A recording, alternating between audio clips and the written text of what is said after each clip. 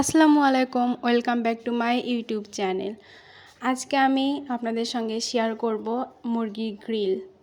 তো এখানে আমি থাইয়ের মাংস নিয়েছি। এই থাইয়ের মাংস দিয়ে গ্রিল বানালে আমার কাছে অনেক মজা লাগে। তো প্রথমে মাংসগুলো ভালো করে ক্লিন করে নিয়ে ছুরি দিয়ে একটু দাগ কেটে নিয়েছি, যেন মশলাগুলো ভালোভাবে ভিতরে ঢুকতে পারে। প্রথমে দিয়ে দিয়েছি পরিমাণ মতো লবণ, এরপরে মরিচের গুঁড়া, হলুদের গুঁড়া, এরপরে একে একে দিয়ে দিব গোলমরিচের গুঁড়া, জয়ত্রী জয়ফল গুঁড়া এবং সাদা এলাচের গুঁড়া।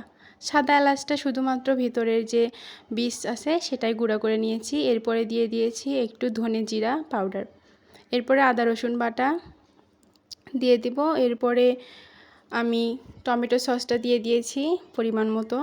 এইভাবে বাসায় থাকা উপকরণ দিয়ে গ্রিল বানালে কিন্তু অনেক টেস্টি হয় খেতে।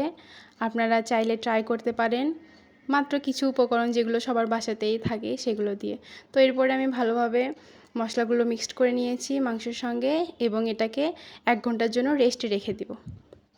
তো রেস্টে রেখে দেওয়ার পরে সন্ধ্যার সময় এটা আমি একদমই মিডিয়াম আঁচে হালকা তেলে ফ্রাই করে নিয়েছি অনেকক্ষণ ধরে। আপনারা দেখতে পাচ্ছেন একদম পোড়া পোড়া ভাব করে নিতে হবে। তো রেডি আজকের আমার সন্ধ্যায় এনজয় করার জন্য গ্রিল, এবং সাথে আমি নান বানিয়েছিলাম। তো এটা এখন আমি এনজয় করব। আপনাদের যদি ভিডিওটা ভালো লেগে থাকে অবশ্যই লাইক করে সাবস্ক্রাইব করে পাশে থাকবেন। ধন্যবাদ। আল্লাহ হাফেজ।